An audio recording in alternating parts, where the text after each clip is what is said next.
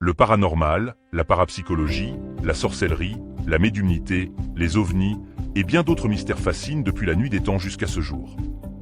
Pourtant, malgré des témoignages crédibles et des enquêtes effectuées par des spécialistes ou la police, de nombreux scientifiques et les médias ont très souvent tendance à ridiculiser ces expériences vécues, car elles ne répondent pas aux critères des preuves vérifiables et des événements reproductibles. Cela crée un fossé entre l'expérience humaine vécue, réelle pour ceux qui la vivent, et la recherche scientifique, qui reste prudente face à l'inexplicable. Quant à l'Église et aux autres religions, elles adoptent elles aussi une attitude prudente, marquée par la méfiance mais ouverte à la réflexion. Ce n'est pas parce que rien n'est prouvable que ces événements n'existent pas. Dans les vidéos que nous vous présentons, nous ne faisons que vous informer d'histoires et d'événements réellement observés et vécus par des personnes dignes de foi et de confiance. Bienvenue sur Général Paranormal. Aujourd'hui, nous allons vous parler de poltergeist, ce qui signifie en allemand l'esprit frappeur ou l'esprit qui fait du bruit. Notre affaire d'aujourd'hui est celle du poltergeist d'Enfield, Angleterre de 1977 à 1979. Cette affaire commence en août 1977 dans une maison modeste au 284 Green Street, à Enfield, dans la banlieue nord de Londres. La famille concernée, une mère seule, Peggy Hodgson, et ses 4 enfants. Parmi eux, 2 filles Janet Hodgson, 11 ans, et Margaret Hodgson, 13 ans, sont au centre des phénomènes rapportés. Ce qui pouvait ressembler à une maison ordinaire se transforma peu à peu en un lieu d'angoisse.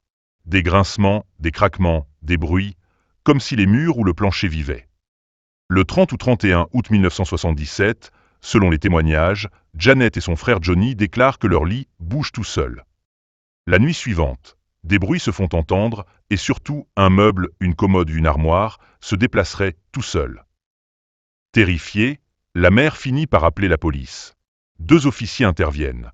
L'un d'eux dit avoir vu une chaise glisser sur le plancher, sans personne autour, un événement qu'il qualifie lui-même d'inexplicable. Ce premier signalement marque le début d'une période troublante, des phénomènes beaucoup plus intenses et variés. Sur 18 à 24 mois, les événements s'accumulent. Selon les enquêteurs, les journalistes, voisins et même la presse, avec des témoignages très variés. Meubles qui bougent ou se renversent sans contact humain. Lits, fauteuils, commodes, parfois d'un simple glissement, parfois projetés.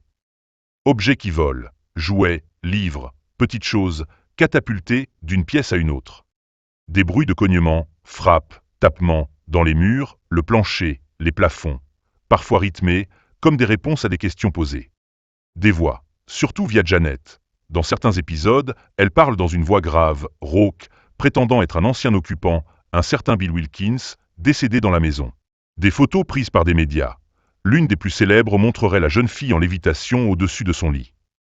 Des témoins nombreux, voisins, policiers, journalistes, enquêteurs. Tout un panel de personnes affirmant avoir vu ou entendu des choses. À certains moments, l'intensité des manifestations perturbe la vie quotidienne. Peur, panique, nuit blanche, isolement. Un point souvent mentionné. Le phénomène semble se focaliser sur les 2 jeunes filles. Situation typique, dans le folklore des esprits frappeurs, d'une énergie psychique ou d'une sensibilité exacerbée. Face à ces événements troublants, plusieurs personnes et de nombreux groupes s'impliquent. Le Society for Psychical Research, SPR, envoie 2 enquêteurs, Maurice Gross et Guillaume Playfair, pour observer, documenter, enregistrer. Ils rapportent des centaines voire des milliers d'événements inexplicables. Déplacements de mobilier, objets volants, voix, etc. Des journalistes et photographes interviennent. Photos, prises de notes, rapports. Tout un traitement médiatique de l'affaire, ce qui contribue à amplifier l'attention. Déjà à ce stade, des voix s'élèvent contre la validité des faits. Certains enquêteurs, et en particulier des sceptiques, scientifiques, magiciens, psychologues, estiment que les preuves ne résistent pas à un examen rigoureux. Quelques manifestations ont été admises comme truquées, des objets pliés, des bruits fabriqués, des exagérations. Même l'une des filles aurait reconnu avoir feint certains phénomènes pour tester les enquêteurs.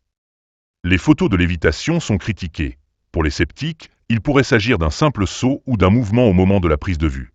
Quant aux voix profondes provenant d'une enfant, certains suggèrent que c'était des imitations, des effets de voix ou des manipulations audio, possibles à l'aide d'artifices. Donc, même les partisans du paranormal conviennent que certaines manifestations étaient expliquées, d'autres pas, ce qui rend l'affaire compliquée, troublante et toujours débattue.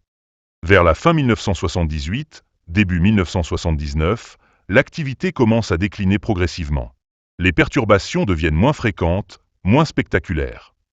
Lorsque la famille quitte la maison, l'intensité des témoignages cesse.